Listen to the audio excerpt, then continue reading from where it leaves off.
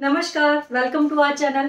आप सभी को गणेश चतुर्थी की बहुत बहुत शुभकामनाएं। आज गणेश चतुर्थी के पर्व पे मैं कुछ बातें गणेश चतुर्थी से ही रिलेटेड आप लोगों से करना चाहती हूँ। गणेश चतुर्थी क्यों मनाई जाती है, गणेश चतुर्थी में जो पंडाल लगाए जाते हैं उनकी शुरुआत क्यों और कैसे हुई थी, गणेश चतुर्थी के दिन जो चंद्रमा होता है, ये जो चतुर्थी का चंद्रमा होता है, इसको देखने से पाप क्यों लगता है, ऐसा क्यों बोला जाता है, ये सारी बातें आज हम अपने इस वीडियो में करने वाले। तो वीडियो के अंत तक बने रहिएगा और जिन्होंने भी चैनल को सब्सक्राइब नहीं किया है वो जल्दी से चैनल को सब्सक्राइब कर दीजिए, क्योंकि इस चैनल के ऊपर हम बहुत सारे टॉपिक्स पे न्यूमरोलॉजी, एस्ट्रोलॉजी, वास्तु और क्रिस्टल्स और ये सारी जानकारी जो मैं आप लोगों को देती हूँ, कभी कभी किसी किसी स्पेशल त्योहार के ऊपर, किसी स्पेशल पर्व के ऊपर या कुछ स्पेशल टेम्पल्स के ऊपर, ये आपको इस चैनल पे मिलती है। तो चलिए स्टार्ट करते हैं। गणेश चतुर्थी जो है वो भाद्रपद की शुक्ल पक्ष की चतुर्थी को मनाई जाती है। ये जो त्योहार है वो गणेश जी के जन्म उत्सव के रूप में मनाया जाता है, जिसको पहले घर के अंदर ही मनाया जाता था, घर में ही सिर्फ गणेश जी स्थापित किए जाते थे। ये पर्व 10 दिन तक चलता है। गणेश चतुर्थी पे गणेश जी को स्थापित करके कई लोग 10 दिन तक उनको अपने साथ रखते हैं, अपने पास रखते हैं और अनंत चतुर्दशी के दिन इसको इनको जो गणेश जी रखे जाते हैं इनको विसर्जित कर दिया जाता है।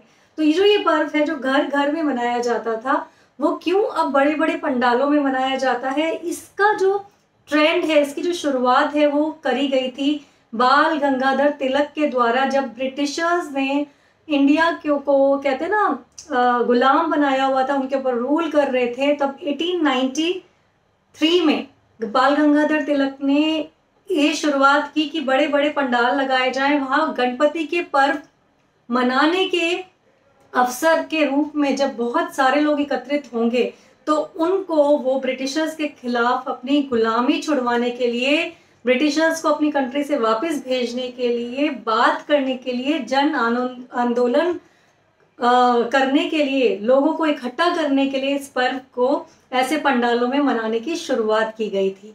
तब से ये पर्व धूमधाम से सिर्फ महाराष्ट्र ही नहीं बल्कि पूरे भारत में मनाया जाता है। हम सभी लोग अपने घर में, अपनी सोसाइटीज में, अपने एरियाज में इसको मनाते हैं। तो ये जो गणेश चतुर्थी का पर्व है, जैसे मैंने बोला, गणेश जी के जन्मोत्सव के उपलक्ष्य में मनाया जाता है, जो कि शिव जी और पार्वती जी के पुत्र के रूप में हम उन्हें पूजते हैं। तो ये जो गणपति जी का पर्व है ना, ये पड़ता है चतुर्थी के दिन।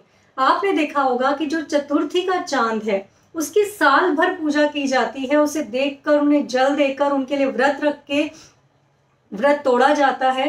चतुर्थी के दिन जैसे करवा चौथ हो गया, तिल चौथ हो गई, बड़ी बड़ी जो चौथ होती हैं उन सभी की बहुत ही बड़े धूमधाम से पूजा अर्चना की जाती है।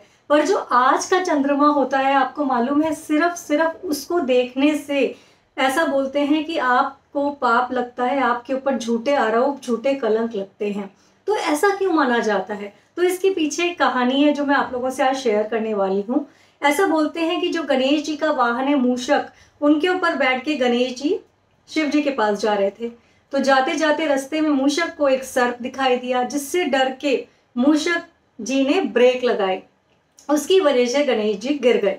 अब जब गणेश जी गिरे तो बहुत जोर जोर से हंसने की किसी की आवाज आने लगी। गणेश जी ने देखा कि जो चंद्रमा है वो बहुत जोर जोर से गणेश जी पे हंस रहे हैं। उन्होंने बोला कि इतना छोटा सा शरीर और इतना बड़ा मुख लेके और इनका बैलेंस ही नहीं बन रहा है, और वो जोर जोर से हंसने लगी। इस बात पे गणेश जी ने उनको बोला कि आज जो आपने मेरे रूप की और मेरे इसकी वजह से जो आपने मेरा मजाक उड़ाया, मेरी हंसी उड़ाई है, इसकी वजह से मैं आपको श्राप देता हूँ कि आपकी जो सारी चांदनी है, जिस रूप के ऊपर आपको घमंड है, वो सब नष्ट हो जाए और एक काली रात के रूप में आप गायब हो जाए और एक काली रात बन जाए।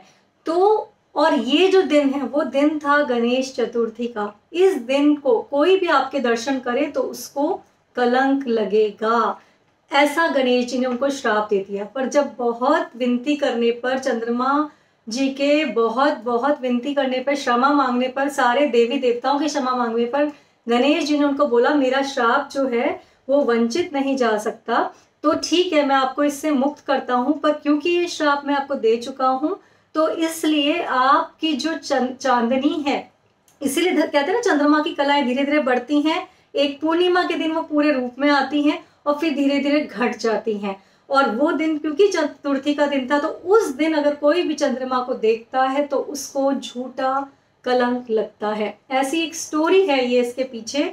देखिए, हम जो लोग हैं, जो भगवान में मानने के लोग हैं, हमारे लिए जो ये स्टोरीज हैं ये ही बहुत बहुत इंपॉर्टेंट है। इसी को हम सच मान के, अपनी हिस्ट्री मान के ये मानते हैं कि ऐसी छोटी छोटी चीजें करने से भी कई बार हम बहुत बड़ी समस्याओं से बच सकते हैं। तो कई बुद्धिजीवी लोग हैं जो हर बात की बाल की खाल निकालने में लग जाते हैं कि ऐसा कुछ नहीं है, हम देख कर दिखाएंगे।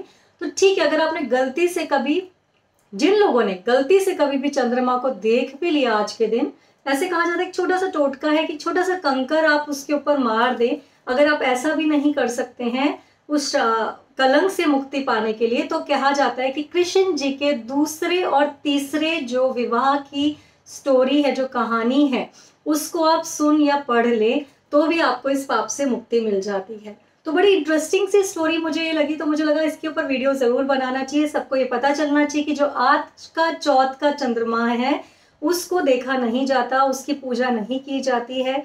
तो आप सब लोग, ये छोटी सी बात है जिसका ध्यान रख सकते हैं। कहते हैं ना, हम लोग अपनी लाइफ में छोटी छोटी चीजें लाकर कितनी पॉजिटिविटी ला सकते हैं और छोटी मोटी प्रॉब्लम से बच सकते हैं, तो उसमें हमारा कुछ जाता नहीं है। और क्योंकि ये जो हम सुनते चले आ रहे हैं अपने बड़े बूढ़ों से, आगे ऋषि मुनियों से जो स्टोरीज हैं कि ऐसा हुआ था, तो इनको मानते करते ही हम इतने तीज त्योहार मनाते चले जाते हैं। तो बहुत ही इंटरेस्टिंग स्टोरी है, सब लोग इसे फॉलो करें। आज का चंद्रमा नहीं देखने से किसी का कुछ भी बिगड़ने वाला नहीं है, तो इसको आप फॉलो कर सकते हैं। वीडियो पसंद आए तो जरूर लाइक कर दीजिएगा, चैनल को सब्सक्राइब कर दीजिएगा। नमस्कार।